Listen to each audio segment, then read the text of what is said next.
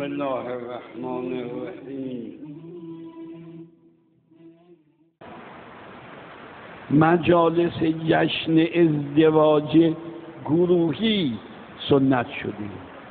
گاهی میان 100 تا 200 تا 500 تا از زوجهای جوان و در یه مجلس مراسم براشون میگیرن.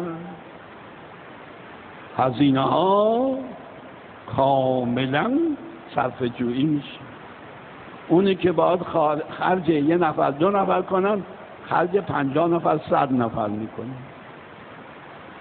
خب هم جوانان به خانه وقت میرن، هم هزینه ها سبک میشه و هم یه سنت خوب میشه برای دیگران.